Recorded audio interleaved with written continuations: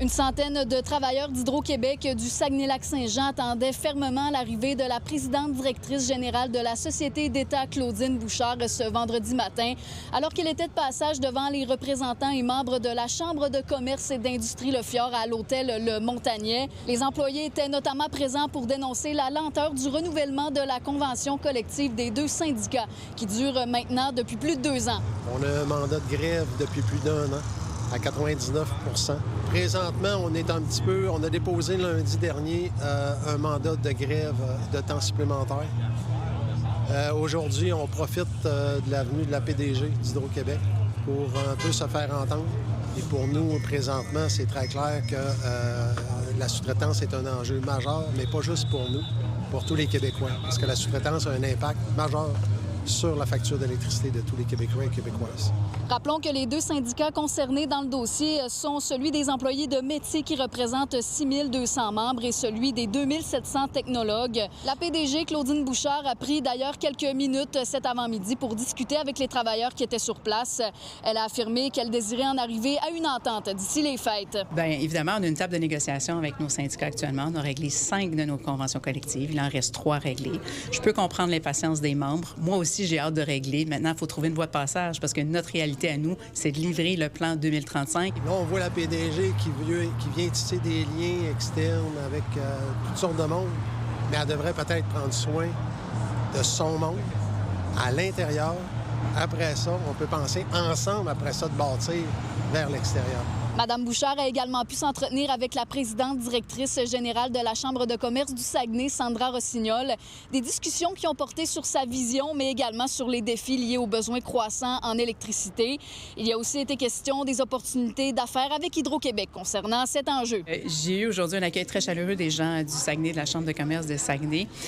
Et j'avais choisi de venir au Saguenay pour ma première visite en région. C'est une région à laquelle je suis attachée puisque j'ai résidé ici pendant 4 ans.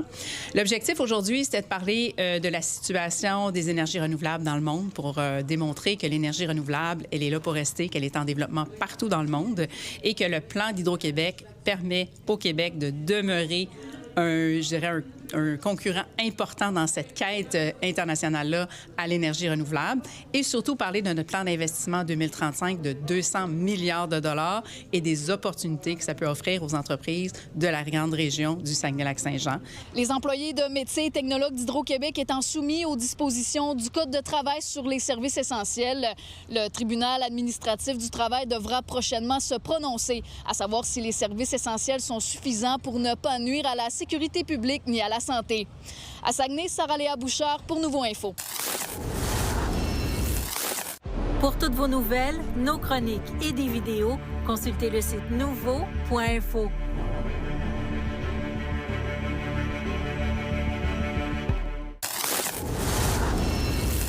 On l'attendait et c'est ce soir que ça se passe. Les Saguenayens affrontent le Wildcats à Moncton à 18h. Ouais. Salut Dicky, ça va? Salut. Ben, ça va bien, toi? Yes! Première finale depuis 1997. Ouais. On l'attendait, cette finale-là. On l'attendait pas à peu près. Puis, tu sais, on est présentement sur le banc des Sags. Puis, tu sais, je regarde du coin-là, la section 28 là-bas, parce que moi, j'étais là en 94.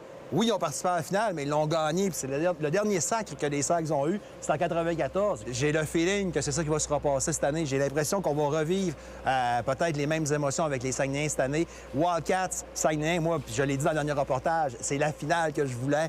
Je suis content, c'est ça, puis ça commence ce soir, puis c'est le fun en maudit. Ce soir, c'est deux équipes qui s'affrontent, mais c'est aussi 2 philosophies. Là. Les Saguenayens qui sont allés d'un processus plus traditionnel, ont bâti notre équipe en 4 ans, tandis que les Wildcats, eux, ont profité du nouveau règlement pour aller chercher des joueurs américains. Ça nous dit quoi ce soir, cet affrontement-là, sur l'avenir de la Ligue? Bien, oui, mais les Saguenayens ont quand même été très acheteurs à la période des transactions. Tu sais, on y va, comme on dit en langage hockey, au poker, all-in. Fait qu'ils ont fait beaucoup de mouvements, ils ont fait beaucoup de transactions pour se pacter un club, comme on dit en bon français. Fait que c'est 2 philosophies, t'as raison. Puis les Wildcats, sans vouloir être méchant, tu sais, ou dénigrer qui que ce soit, mais c'est une équipe qui a des moyens. C'est connu depuis tout le temps, là. Fait que oui, c'est 2 philosophies, mais c'est 2 équipes qui sont bonnes, qui ont chacune leur force et peut-être chacune un peu leur faiblesse. Je m'attends à toute une finale. Yannick Jean, coach depuis 2003 dans la Ligue. C'est sa première finale en tant qu'entraîneur-chef. Est-ce que ça nous désavantage, ça, comme son inexpérience dans les finales? Je pense pas. Je pense pas. Puis, tu sais, Yannick Jean, c'est l'entraîneur qui a le plus gagné de matchs dans la Ligue. Mais là, c'est le temps d'aller chercher la finale. Puis je pense que c'est son année à Yannick. Tu sais, l'expérience qu'il a, il a vécu des déceptions. Fait qu'il sait comment peut-être éviter ça. Puis Yannick, depuis le début des séries, j'aime ça le voir aller. Jamais de panique, jamais rien. Toujours le même ton égal, victoire-défaite. Et là, moment tant attendu, je veux tes prédictions pour cette série-là, pour cette finale.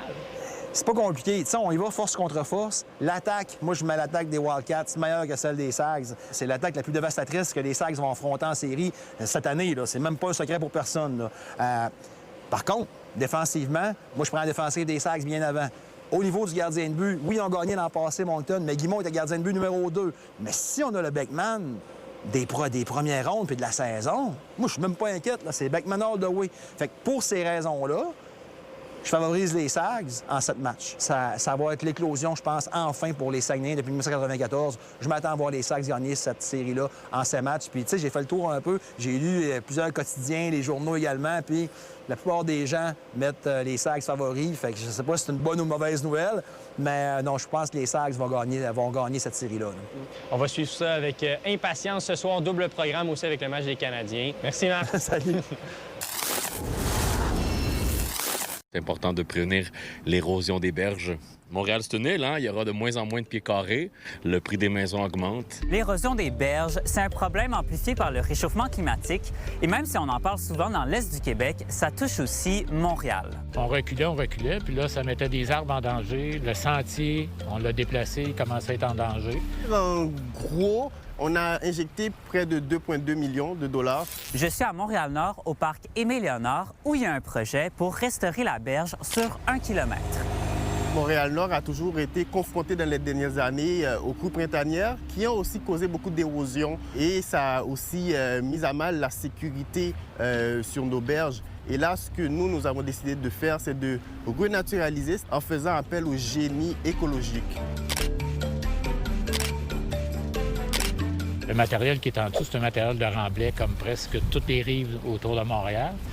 Fait que quand il y a de l'érosion, ça dégage des morceaux de trottoir, de béton, des anciens.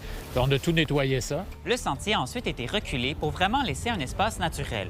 Et tout a été arraché pour mettre des plantes indigènes et spécifiques aux berges du Québec. Et on a essayé une nouvelle technique, bien pas de nouvelle parce qu'elle a été testée dans l'Outaouais il y a très longtemps par Hydro-Québec, qui est une terre-pierre. Alors la pierre permet de freiner l'érosion, puis le sol va permettre la revégétalisation.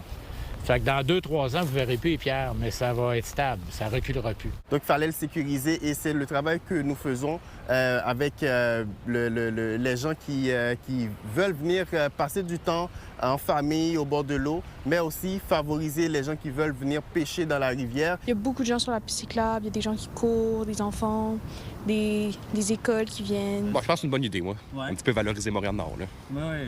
Je pense que ça va être bien, mais juste au début, j'étais un peu sceptique là, avec le prix et tout. C'est mieux de prévenir tout de suite, sinon toutes les maisons du coin perdent leur valeur, des propriétaires vendent à perte. Souvent, les gens de la place, c'est rendu trop cher, on peut pas racheter. On a entendu dernièrement que c'était peut-être considéré comme une zone inondable dans ce coin-ci, mais je pense qu'en 50 ans, il n'y a jamais eu d'inondation, même pas proche, là, surtout qu'on est surélevé. Mais oui, si l'objectif ultime, c'est d'empêcher l'érosion des berges, je suis tout à fait pour ça, là. Ça fait longtemps que je suis dans ce milieu-là. Je trouve ça extraordinaire qu'un arrondissement ait accepté de déplacer un sentier, payer des frais pour renaturaliser. C'est vraiment exceptionnel, à mon avis. Puis ça aurait été facile de lever la main et de dire on est en urgence puis on empierre tout ça, là. C'est un des milieux les plus riches du point de vue biodiversité. Alors, il y a des contraintes de temps pour travailler. Des fois, c'est le poisson, la contrainte. Des fois, c'est la tortue, les oiseaux, chauves-souris. Il a tout fallu tenir compte de ça. Les travaux devraient être terminés d'ici l'été. La population aura accès au parc, mais il faudra attendre encore quelques années avant que la végétation ait atteint sa croissance adéquate. À Montréal-Nord, Axel Danstrom-Macias pour Nouveau Info. Vous êtes nos yeux et nos oreilles sur le terrain. N'hésitez pas à nous écrire si quelque chose vous fait réagir ou si vous voulez nous raconter votre histoire à Saguenay@commercialnouveau.info.